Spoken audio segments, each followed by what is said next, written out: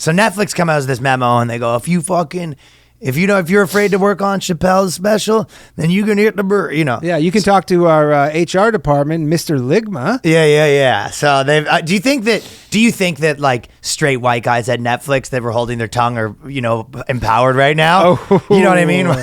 White guys are revved. Do you think white guys are revved up at Netflix right now? Oh. Walking up to like the fat fucking girl with the clown haircut that protested Dave Chappelle. Like these are gonna be some changes. I mean, they're just in full. Like they're panic in panic mode. mode, dude. If you look at their stock price, Yeah. it's like doing worse than Dogecoin. Well, it really is dude. that It's thing. doing worse than Dogecoin. Like it looks like a shit coin. No, but for real, it's just like they're probably. I'm laughing, but I have some. Yeah. Hey. Well,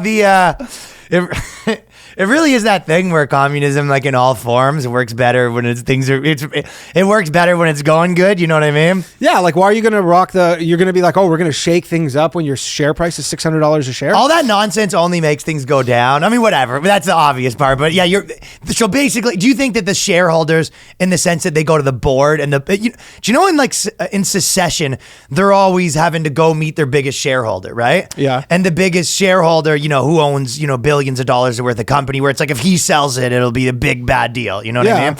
And then they go and he's on an island and he's always kind of smoking a cigarette and he's like, yeah, I'm telling you, it seems like I should sell. Convince me otherwise. You know what I mean? That's their attitude. Do you think that some of the big stakeholders in Netflix went there and they were just like, there's going to be some changes or we're out? I don't think None of this fucking I think nonsense. It's literally they're like, look, what we're doing. Who's there? The CEOs. Okay, so you think the dual CEOs? Yeah, they're Sarandos two and gay Hastings. Yeah. They're the lovers. But I lover think CEOs. they are just like, look, okay, well, clearly. Do you think they held hands when they did the meeting? No. I wonder if they were.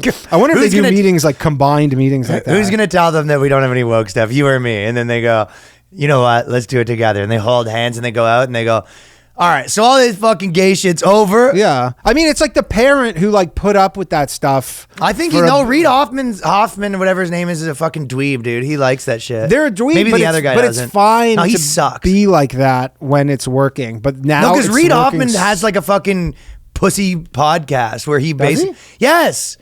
The I Hoff think Report? so. He has like a big podcast and he basically like really leaned into... I've heard him on other podcasts too and he's just like, whatever. There's nothing more important than Reid Hoffman or Reed Hastings. I'm thinking Reed Hastings. I mixed those two guys up. Which one's the Netflix guy? I think Reed Hastings. Yeah, I think it's the Netflix guy. Yeah. I don't know. Well, Anyway. I don't get. To be honest, not important. But if your name's Reed, I have a problem with you. So it's two Reeds. Yeah, there's two Reeds. There's two Reeds who are famous tech guys. I forget what the other one is. But Well, no, the Netflix guy was going around like preaching the gospel. I think Hastings is that one. Yes, he was preaching all the stuff of. There's nothing better than. Okay, here's another example.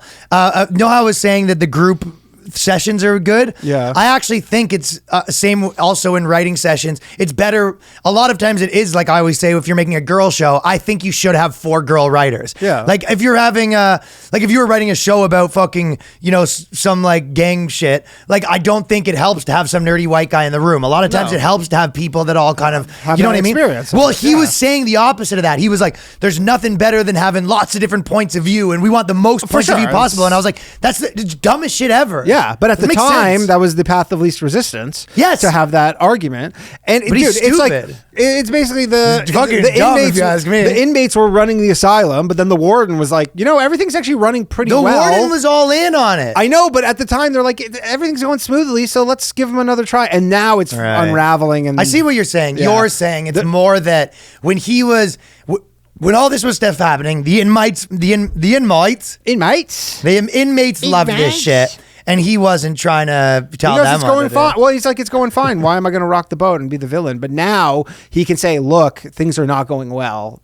So then what? All that stuff that I said is the most important thing in the world. He goes, he has to say I'm wrong. Otherwise, he risks fucking not being the CEO anymore. It turns out diversity is not important. Yeah, it's not our strength. It's actually our weakness. More white shows. I love the idea of them showing up hyped up. Like he starts and the one guy whispers to the other guy, he goes, hey, what did we talk about? And he goes, oh, sorry. Hits a box off the table to start the meeting. All right, we got a guest speaker today to just inspire everybody for our new direction. Everybody welcome Gavin McInnes.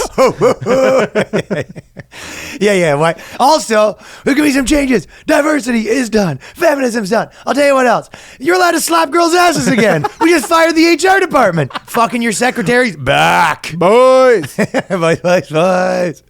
You're allowed to smash your secretary again, I'll tell you that much. And for the first hour of every day, we're going to be reading FBI crime statistics. I think they actually, they did actually fire, I think, 150 people today or yesterday. I know, they've been firing people right and left. They've been firing. And you know what? He said a good point, finally. I mean, he is a smart, tech dude. He just had the fucking virus. He had the virus. Hope he's getting late on Web3.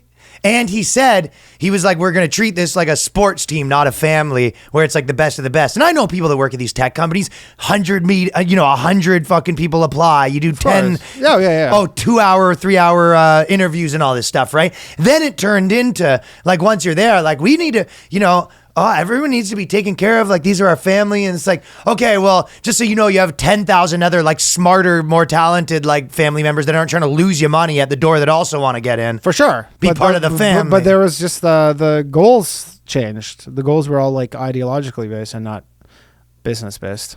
Exactly. That was like the Brian Armstrong thing with Coinbase, where he goes, look, we're cutting the shit here. I'm sorry, but I don't care. Leave your politics at home. He never was into the shit. He's not into the shit. I'm just saying he saw it going off course, and then he's just like, look, we're not doing this. If you want to leave, I'll give you a nice severance package, but here's a question. No more politics in the Slack channels. Option 2. Yeah.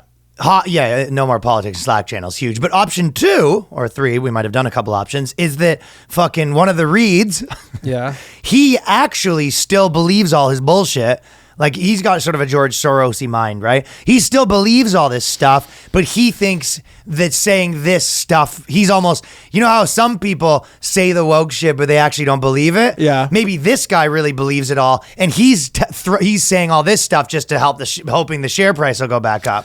He's telling people, we're going to make all the good movies now. Nah, this isn't going to make the share price go up. Fuck no. Not in this market. Not the short term. Hell no. Dude, fucking Bill Ackman bought on their last earnings, he's like, I'm buying a $3 billion stake. And it made the stock go up 20% or something. And then their next earnings came out and got cut in half. And he that day liquidated his entire position. He goes, I was wrong. Took an $800 million loss. And he goes, I was wrong.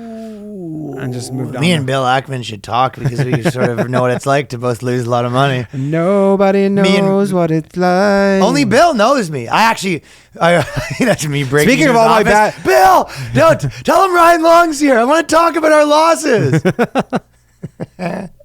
Speaking of what? I was going to say, speaking of my bad financial advice, I've had some decent financial advice recently. Yeah, you're doing good again, eh? Not good. Not good. I literally just I was just like, yeah, this is definitely a bear market rally. Get the fuck out. And I just that was your good advice. That was it. I was just like, this is a fucking trap. Thank you for watching that clip, supporting the channel. If you like the Boyscast, there's a new episode every week at patreon.com/theboyscast. That's patreon.com/theboyscast.